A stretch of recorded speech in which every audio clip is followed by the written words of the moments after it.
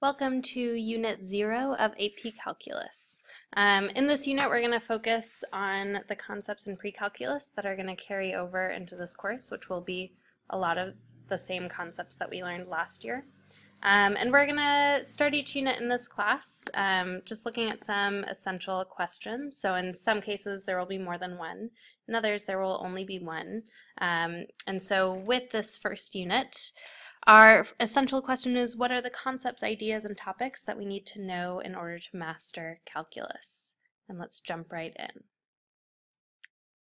So our first lesson, we're going to go back to the basics, just talking about lines. Most of this, practically all of this, will be a review, though some of it may feel a little bit new or maybe just a little bit rusty. So our three objectives for this lesson are to find the slope of a line between 2 points, identify different linear equations, and to calculate a linear regression using your graphing calculator. Like I said, going back to the basics, we're going to go all the way back to slope.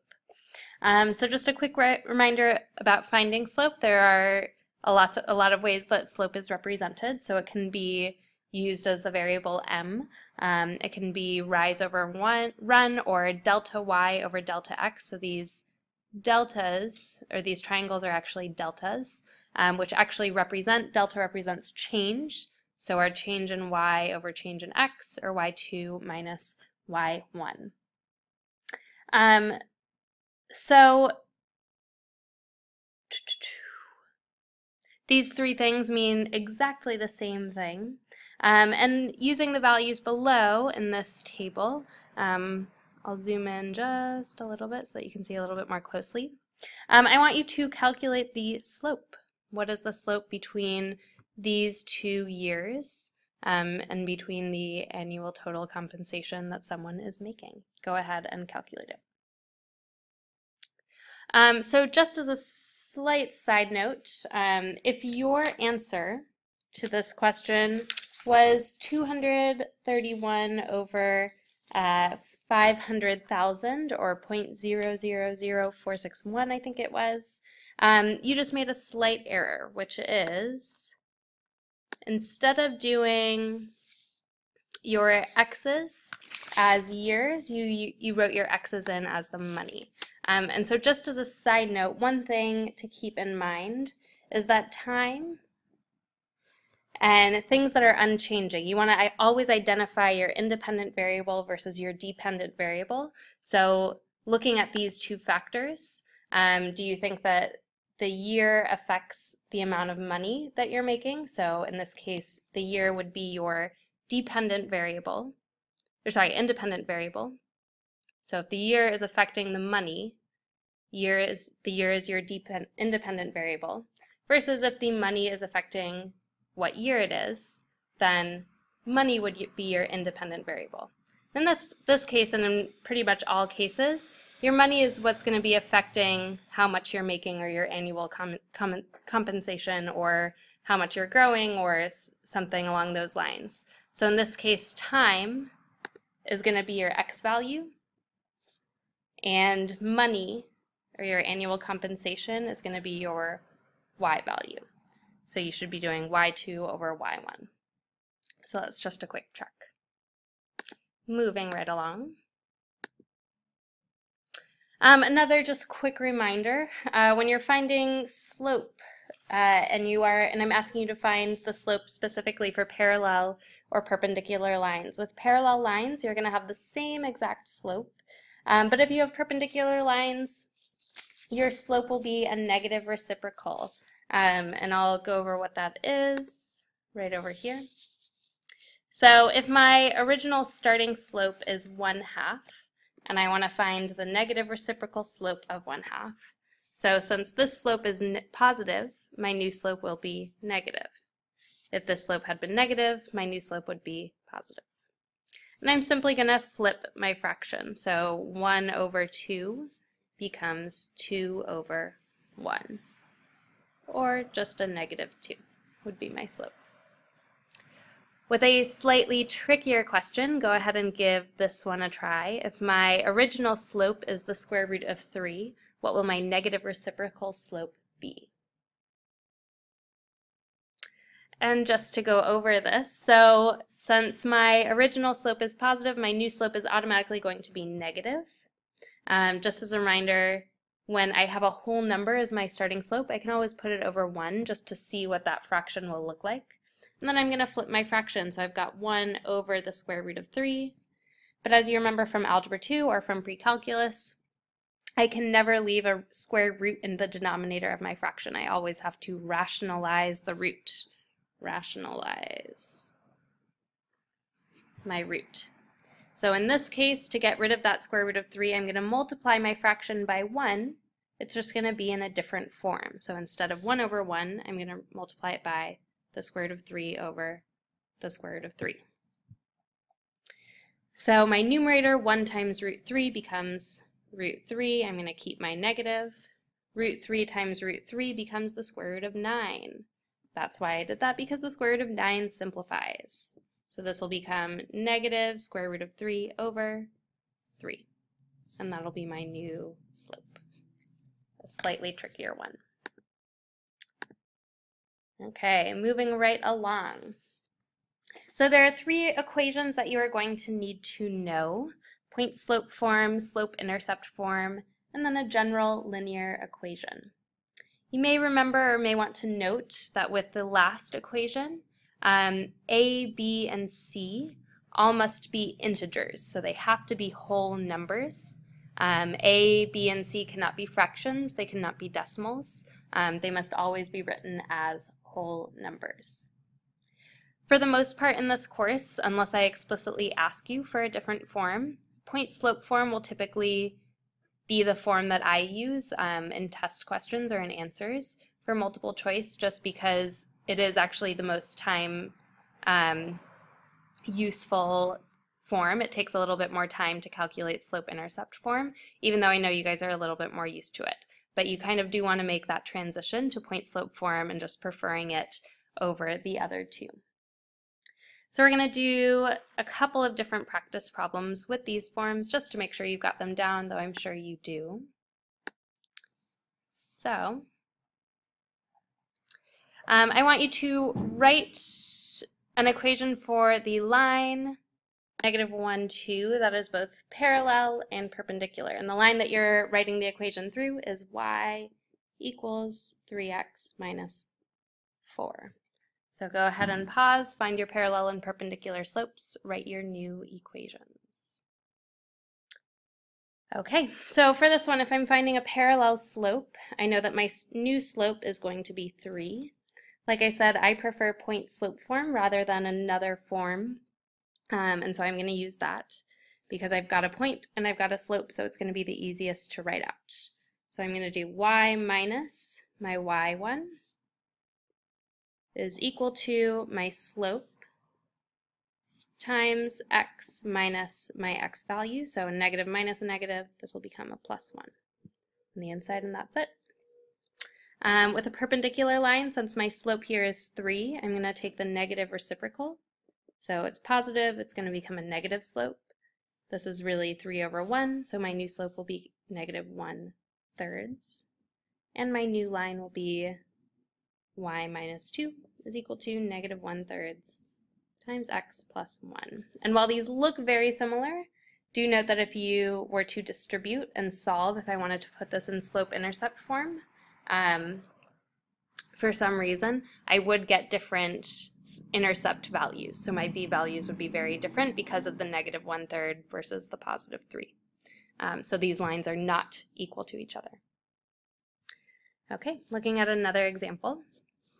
If I give you a table of values for the linear function f of x equals mx plus b, so this time think about what form I want my line in. I want you to find m and b. So what is my slope? What is my y-intercept? Go ahead and pause. Along with this, I'm going to start by calculating my slope, or my m value. So I can use any of the x or y values that I want, so any of the coordinates that I want to use. I'm going to use these two in particular just because I know I don't really want to use these two because 17 over 3 won't simplify, even though I would get the same answer. And same with 1 over 3. it won't simplify down to a whole number versus 18 over 3 I know will simplify down. But you can use whichever points you chose to. So I'm going to do y2, negative 4 over 3, minus y1, 14 over 3, over x2, so 1, minus, but it becomes a positive, 1. So this will become, my fractions are going to add, I'm just going to combine the numerators, negative 18 over 3 divided by 2. So this will really become negative 18 over 3 will simplify down to 6, or negative 6 over 2, which means that my slope in the end is going to be a negative 3. From here to find b, there are a number of ways that you can do this. I'm going to use slope or point slope form because like I said before, I think it's the most helpful. So I'm going to do y minus, and I'm going to choose negative 4/3, so I'm actually going to have a plus 4/3 equals negative 3 times x minus 1. So I'm going to distribute in and simplify. So this will become equals negative 3x plus 3, y plus 4/3. If I subtract 4/3 from both sides, so if I take 3 minus 4/3, I've got to get a common denominator, so I'm going to multiply by 3 over 3.